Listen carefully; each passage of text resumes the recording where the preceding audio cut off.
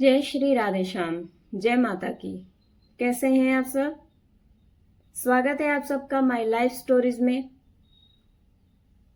कहानी के कुछ पहलू फिर से मैं आप सबके साथ साझा कर रही हूँ। जब बच्ची पेरेंटल घर में रहा करती थी सास ससुर के साथ, तो बच्ची के लिए नियम कुछ इतने स्ट्रिक्ट थे कि सुबह 5 बजे आपको उठना है, क्योंकि दूध वाला एक बार दरवाजा बजाएगा, दोबारा नहीं बजना चाहिए। रात को 12 बजे सोओगी। दिन में आप कितना भी काम करो, काम नहीं भी है तो आप दिन में आराम नहीं कर सकते, आप सो नहीं सकते। बच्ची के दिमाग पर वो ऐसा असर करता है कि सुबह 5 बजे दूध वाला आता है, एक बार दरवाजा यदि उसने बजा दिया तो दोबारा आवाज ना आए, तो वो मानसिकता उसकी ऐसी हो जाती है कि 12 बजे जब वो सोती है तो नींद से उठकर भागने लगती है कि दूध वाला आ गया, दरवाजा बजा दिया किसी ने। उसके पति ये समझाते हैं कि तुम पागल हो जाओगी, अभी 5 नहीं बजे हैं। मानो उसकी नींद से खोने लगती है, भूल जाती है कि मुझे सोना भी है। बस उसको एक ही याद रहता है कि मुझे काम करना है और डांट खानी है। बच्ची की शादी को काफी लंबे समय बीत जाता है, 7 से 8 साल बीत जाते हैं। बच्ची को कोई संतान नहीं होती है। उससे पहले, जैसा कि मैंने आपसे साझा किया, जो साइंटिस्ट ब्रदर इन लॉ थे, उनके पूरे परिवार की जिम्मेदारी, गांव की जिम्मेदारी, शहर की जिम्मेदारी, सारी जिम्मेदारियां बच्ची के हस्बैंड पर डाल दी जाती हैं, क्योंकि फादर इन लॉ ने बिजनेस करवाया था। संपूर्ण जिम्मेदारियां डाल देने के बाद भी वो बिजनेस ले लिया जाता है और बच्ची के हस्बैंड फिर से अपना एक नया जीवन शुरू करते हैं। उस जीवन में भी, जैसा कि मैंने आप सबसे पिछली कहानी में साझा किया, एक बच्ची को गोद लेने का डिसीजन लेते हैं, क्योंकि संतान नहीं थी। बड़े भाई साहब जो फिजिक्स लेक्चरर थे, उनकी 4 बच्चियां थी। वो 4 बच्चियों में से कभी कोई चाचा चाची के पास अक्सर रहा करती थी। चाचा को प्रीत थी उनकी बच्चियों से, और बच्चियों को प्रीत थी सुख सुविधा से। बच्चियों को चाचा चाची से प्रीत नहीं थी। उनको जो उनका मन कहता है वो उनको मिल जाया करता था। संतान नहीं होने पर बच्ची के फादर इन लॉ बच्ची के पिता को कहा करते थे, जब बच्ची को लेने आते थे, कि जब इसको लेके जाओ तो वहां डॉक्टर को दिखा देना, संतान नहीं है। जिस शहर में बच्ची रहा करती थी, डॉक्टर तो वहां भी थे, पर बच्ची के मायके वालों की जिम्मेदारी बना दी जाती है कि डॉक्टर को दिखा देना। एक बार बच्ची के हस्बैंड घर वालों से, परिवार वालों से बिना बताए एक डॉक्टर को दिखाते हैं। डॉक्टर कहती है कि बहुत वीकनेस है, पर बच्ची को कुछ भी खाने पीने की, फ्रूट खाने की या जूस पीने की परमिशन नहीं होती है। बच्ची के हस्बैंड जब अपने व्यापार से वापस आते हैं, अपनी बनियान के अंदर एक पॉलिथीन में जूस को छिपा कर लाते हैं। बच्ची को छिपकर वो जूस पिलाया जाता है कि ताकि इसके शारीरिक कमजोरी दूर हो सके। पर मजबूरी थी, क्योंकि माँ इतनी परमिशन नहीं देती थी कि बहू को जूस पिलाया जाए या फ्रूट खिलाया जाए। 2 वक्त का खाना खाना उस बच्ची के लिए मुश्किल था। वो आंसुओं के साथ वो खाना खाया करती थी, तो जूस तो सोच ही नहीं सकती वो बच्ची।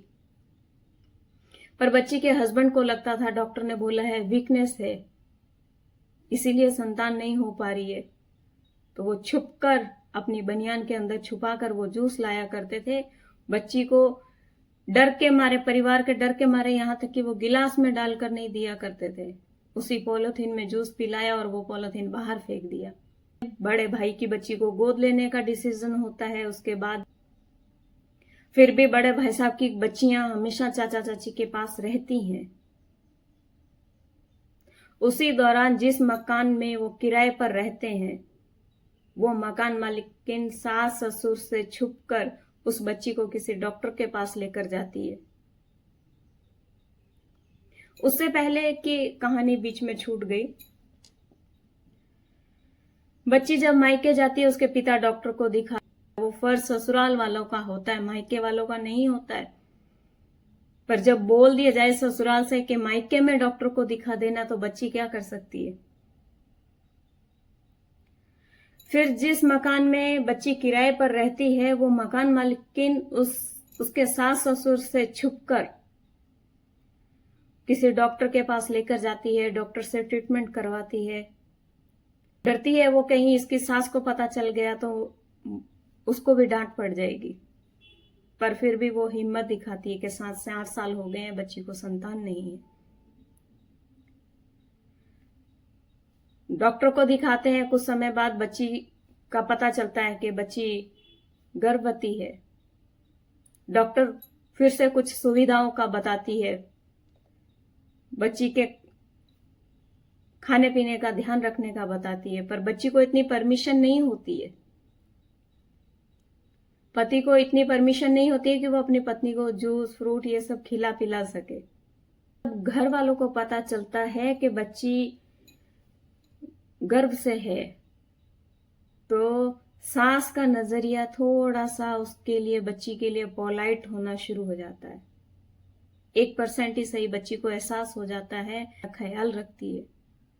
बड़े भाई की बच्चियां रहा करती हैं तो उनको बोल दिया, वजन का काम इससे मत करवाओ, वजन नहीं उठाने दिया जाता है। वो बात अलग है कि बच्ची को परमिशन नहीं थी कि वो अपनी इच्छा से जूस भी पी सके, पर घर का जो काम होता है उसमें कुछ हद तक बच्ची को राहत से मिल जाती है। बच्ची के ब्रदर इन लॉ की जो बेटियां जो पास में रहती हैं, घर की साफ सफाई में सहायता करना शुरू कर देती हैं। सास ससुर बोला करते हैं कि 7-8 साल बाद पता चला है कि बच्ची गर्भ से है तो थोड़ी सहायता करो। दादा दादी के डर से वो बच्चियां किया करती थी काम। वहीं जब बच्ची का पता चलता है कि बच्ची गर्भवती है, तो सास के स्वभाव में कितना अंतर आता है। बच्ची उसी में ही आनंदित हो जाती है, उसी में इतना खुश रहती है कि मम्मी मेरा ख्याल रखती है, वजन नहीं उठाने देती है। या बड़े भाई साहब की जो बच्चियां उनके पास रहती हैं, झाड़ू पोछा कर दिया करती थी, बाकी काम तो वो बच्ची ही किया करती थी। पर इतने से ही बच्ची को ये लगता था थोड़ा सा तो प्यार चाहिए ना। बच्चे की शादी करने के बाद जब हम बहू को घर लाते हैं, उसके माता पिता को हम आश्वासन देते हैं कि तुम्हारी बेटी को हम बेटी की तरह ही रखेंगे। असल में वो नौकरानी बनकर रह जाती है, सबके ताने सुनने की एक वस्तु बनकर रह जाती है। इतना चेंजेस आने के बाद बच्ची को एक अटैचमेंट सी होने लगती है सास से। उसके बाद धीरे धीरे परिवर्तन आता है सास में, बच्ची का ख्याल रखती है। हाँ, उसको खाने पीने की सुख सुविधाओं में रोका टोका तो वो फिर भी जाता है। बच्ची को 7वें महीने में मायके भेज दिया जाता है। बच्ची मायके चली जाती है। मायके जाने के बाद जब बच्ची को संतान होती है, बच्ची के सास ससुर, बच्ची की ननद सब बच्ची का हालचाल पूछने के लिए जब जाते हैं, तो मायके में जो भी देखते हैं, कुछ समय बाद पुत्र होता है बच्ची को। दादा दादी और सब हालचाल पूछने के लिए बच्ची के मायके जाते हैं। मायके जाते हैं, बच्ची के मायके का माहौल देखते हैं तो उनको दिमाग में ये हो जाता है कि वो तो बेचारे गरीब हैं, जो कुछ भी वहां पे सामान है सब हमारे घर से लाया गया है। उनकी मानसिकता ऐसी हो जाती है क्योंकि उनके बेटे का व्यापार कपड़े का था। उनको लगता था बहू के मायके में पर्दे भी मेरे बेटे की दुकान के हैं। उनको लगता था बहू के मायके में बेडशीट भी मेरे बेटे की दुकान की है। वो एक उनके दिमाग में ऐसी चीज घर कर जाती है कि मानो एक शहर के अलावा दूसरे शहर में ये सब चीजें मिलती ही नहीं है। वो बच्ची को फिर से सुनाना वही शुरू कर देती है, तेरे मायके में कर्टन मेरे दुकान के हैं, तेरे मायके में बेडशीट मेरी दुकान की है। यहाँ तक कि बच्चे को जिस ब्लैंकेट में लपेटा जाता है उस पर भी कमेंट्स होते हैं कि ये भी हमारी दुकान का है। उनको लगता है कि बच्ची के मायके वाले गरीब हैं। बच्ची को ठेस पहुंचती है कि अब तक तो मेरे ऊपर ही था, ठीक है माता पिता को गालियां देती थी, अब तो ये कमेंट भी ऐड हो गया। बच्ची अपने पुत्र को लेकर वापस ससुराल में आती है। ससुराल में आते ही बच्ची के दूसरे दिन दादा ससुर जी एक्सपायर हो जाते हैं। दादा ससुर जी के एक्सपायर होने के बाद परिवार में दोनों भाई बोल देते हैं कि खर्चा, संपूर्ण खर्चा छोटा भाई करेगा, क्योंकि ये तो सेठ है, हम कहां से लाएं पैसा। छोटा भाई एक व्यापार ले चुका होता है, जो साइंटिस्ट होता है वो व्यापार ले चुका होता है। बड़ा भाई फिजिक्स लेक्चरर होता है। दोनों भाई हाथ पीछे खींच लेते हैं और दादा ससुर के जो मृत्यु भोज का जो भी खर्च होता है वो छोटे बेटे के गले में डाल दिया जाता है कि संपूर्ण खर्चा तू ही करेगा। उसके बाद जो घटना मैंने आप सबसे पिछली वीडियो में साझा की थी, साइंटिस्ट भाई साहब जो होते हैं पैसा देने से पलट जाते हैं, फिर उनके जीवन में कैसा संघर्ष शुरू होता है। फादर इन लॉ बोल देते हैं कि बहू का गहना बेच दो। साइंटिस्ट जो बेटा है वो पैसा नहीं दे रहा है, लोन की तैयारी करते लोन नहीं हो पाता है, बहू का गहना बिक जाता है, प्रॉपर्टी बिक जाती है, बच्चे फिर से सड़क पर आ जाते हैं। अब तक पिछली घटनाएं मैंने कुछ आगे पीछे जरूर हुई हैं, पर मैंने प्रयास किया है कि शायद आप सबको अच्छे से समझ में आए। जब बच्ची के जीवन में संघर्ष आता है, वो प्रॉपर्टी बेचनी पड़ती है, उनको शहर छोड़ना पड़ता है। शहर छोड़ते समय उससे पहले मां को एक बीमारी जकड़ लेती है, जिसमें उनके पैर धीरे धीरे काम करना बंद कर देते हैं, लाचार हो जाती हैं, वो अपने पैरों पे खड़ी नहीं हो पाती हैं।